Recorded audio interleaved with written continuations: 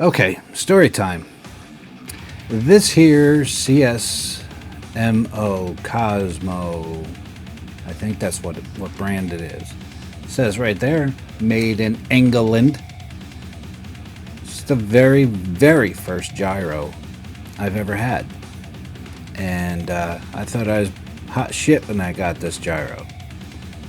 I acquired it from a Thunder Tiger Raptor 30 helicopter that I bought used. And my flying buddies were like, dude, that's just the rate gyro. You should get a better gyro. And I'm like, okay, whatever. Did I really want to spend like $400 on a Futaba gyro? So I flew with this gyro and I was having the struggles. You know, everybody has the struggles. And finally I got frustrated. Anyway, I acquired this gyro about 20 years ago. I bought a fella out of his RC helicopter hobby. He was getting into boating or something like that, and he wanted to sell off all his gear. So I acquired it. I took this gyro out of the Raptor, and it eventually ended up in a Hangar 9 Ultra Stick 60 for the rudder. And that's when I fell in love with using gyros in airplanes, just on the rudder, because I've always had trouble with the rudder. It just didn't make sense to me, even though the tail rotor on a helicopter is the same thing. This helped tame the tail rotor. It didn't lock it in like the fancier ones do, but it helped just a little bit. But I wrecked my helicopter several times with this gyro mounted inside. So let's see, after all these years, it's been on a couple airplanes that have crashed quite violently. And you can see that the servo still works, right? But the gyro, even though the sensitivity's cranked way up, yeah, there's no joy. This is going in the garbage. But I'm just wanting to show you the progression of flight controllers or pseudo flight controllers over the years. And this was my very first gyro. The next in a long line of gyros and flight controllers is this here GY401 from Futaba. It was very expensive in the early 2000s. When I could afford them, I had one in the Raptor 30 and then in my Bergen Gasser. And the benefit was this gyro is a heading hold gyro. All right, so it's got two modes. Just like the yellow one I showed you, it was a rate gyro, which means that it kind of like weather vanes, making the tail of the helicopter just kind of gradually get in, head the helicopter into the wind. Okay, that's annoying though when you're trying to do stuff or fly straight and fast.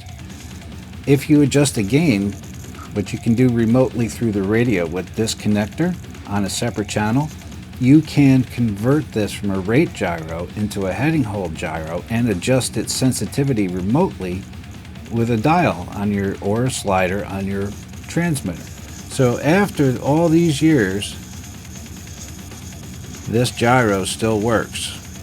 Futaba makes good stuff. However, if you put it in a modern airplane, you have to make sure that the BEC from your ESC is set to less than 5 volts, because Futaba, the older Futaba stuff, both this servo and the GY401, do not like anything more than 5 volts, or they start flipping out and being dumb. You can consider this a flight controller. Is it a flight controller? No. It acts similar to a flight controller, but it's not a flight controller. It's a 6-axis gyro that you put. You can either run it in line, like you take your receiver, you plug your receiver into the channels here onto the gyro, which is right here. And then the outputs go to your servos. That's how I like to run it. You could also run this on S-Bus. So you take your little tiny receiver, not one of the giant ones, but the little tiny receivers, run one channel of S-Bus into this, and then run the outputs to each one of your servos, and it will control your airplane. This is not for helicopters, this is for fixed wing airplanes. And you can do your V-wings, and you can do a flying wing. You can also go on the computer and program this for the sensitivities, reversing the channels if you have to. It's a very nice gyro system, and I would highly recommend it. It's super nice.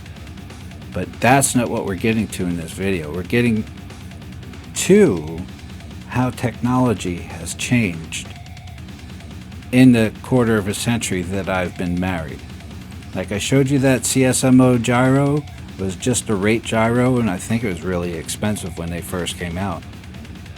Now we have super sensitive and highly accurate flight controllers that are built into the receivers of the planes that we fly these days. Really, really cool stuff. I'm super excited, especially for a guy that likes to crash and rebuild and recover. As a matter of fact, back in the days when Run Rider and I forget the other name of the website there, but my handle was Biplane Crasher, because I like crashing and I like biplanes, and I planted every single one of them I put in the ground. Usually being dumb, but it was fun. I still enjoyed myself. This is the Speedy Bee F405 wing flight controller.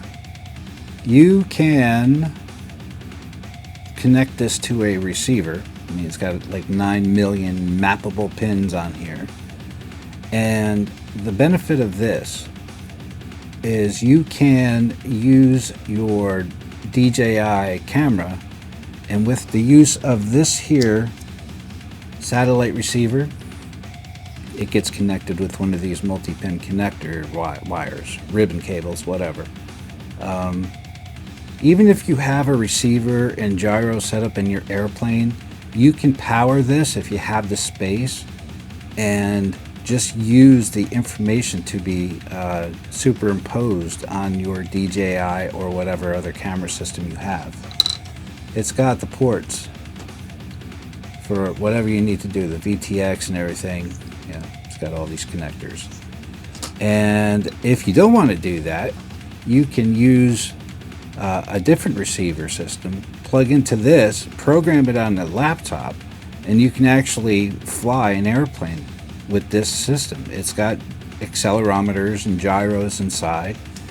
You can program it to follow waypoints on a map, and it will fly the airplane completely autonomously. It's a little bit too fancy for me.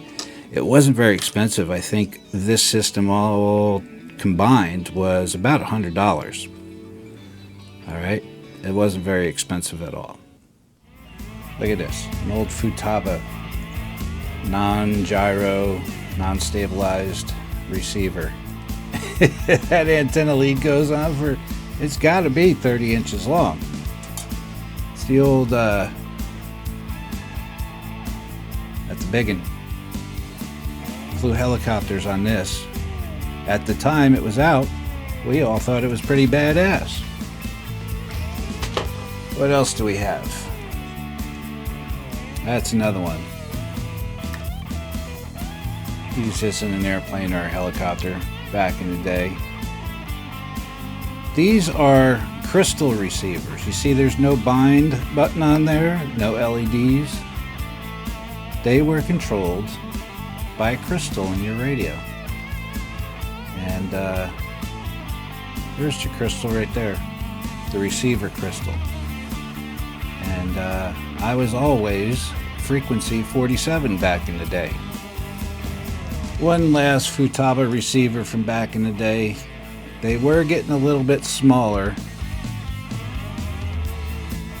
but here we go. Fancy, this was a 9-channel receiver. Ooh, bet you this cost me some money. But again, we don't use them anymore. It's an old crystal receiver.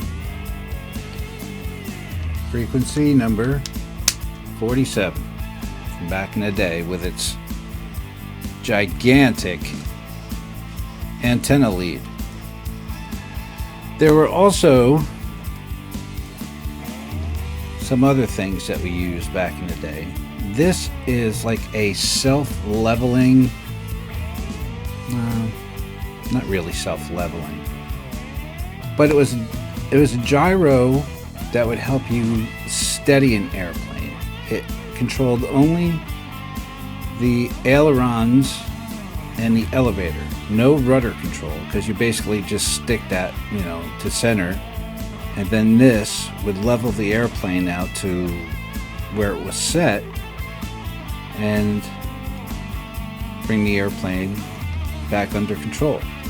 So this is a predecessor to the super whatever A3 Superman gyro thing. It's not used anymore. I used this for a very short while, and it did its job, but it's old technology. However, it was fancy enough that you could control this with a separate channel on your radio and control the sensitivity, either on and off, or you could put it on a slider and control how much gain the accelerometers were receiving and keep your airplane steady instead of going, having a conniption fit. So old technology, we don't need these anymore. Now we're getting into the gimmicky kind of stuff. On those old radios, I think you had to pay upwards of $1,000. A helicopter radio, a good one like my Futaba 9 CAP, when I bought it in 2000, it was in the $600 range, which today's money would be $1,200. Inside the programming of that radio, you cannot do any delays on any of the channels. Modern radios, even the cheaper ones, you can program a delay or a slow channel, you can program on the new FR Sky radios to bring the flaps down nice and slow, and then bring them up slow, or you can bring them down slow and then snap them up fast. You can do that. Before that, you needed to put one of these in between the servo and the receiver. So what I remember is that it was something like this. There was a controller wire that came out of the end of this, and there it is. These are the outputs. So you could have one channel input and then 3 channels for your ailerons, or you could have 2 channels for your flaps, or whatever, or landing gear to come down all nice and slow. But this thing is large. I mean, look how ginormous this thing is. There's a 4 centimeters, an 1.5 inches square. That thing's ginormous compared to modern stuff. Old technology. Back before we had flight controllers and fancy gyro and accelerometer receivers and fancy computer radios with lots of mixing and GPS stuff, we had this gimmicky kind of belongings, this gimmicky kind of equipment. So this device right here that I'm holding in my fingers, it would be put on the tail boom of your helicopter or the top side of your airplane. I think you could also mount it on the bottom of your airplane. Be something like that. Anyway, it's been 20 years, but it did work. Okay? And what it would do is you'd calibrate it at the beginning of each flight, and it would sense the horizon. So if your helicopter is flying around, and you got in trouble, you could program this to a switch, and it would right the airplane or helicopter compared to the horizon.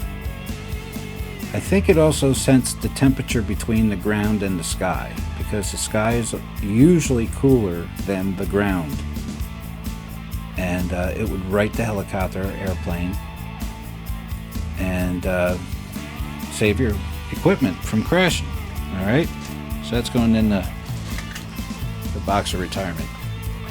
This is the ginormous controller for that. That sensor would be plugged in to this device, and you'd run your servos out of here, your main rudder servos and your tail rotor servo, and ailerons, elevator. No, you'd still need a gyro for your tail rotor, because this did not control the rudder. It only controlled the ailerons and elevators. Alright, let's see how ginormous this is. It's 4 inches long by just over or just under 2 inches wide and 3/4 of an inch deep, plus this giant multi-pin connector for your servos. This thing, it weighs like 5 ounces. All right, it's huge, it's heavy, and I don't remember what it cost, but when it came out back in the day, I'm sure it was expensive. It saved my helicopter from wrecking. It absolutely worked. So unfortunately, things are a lot fancier and a lot more high-tech these days, and this is old technology, has to go in the retirement bag.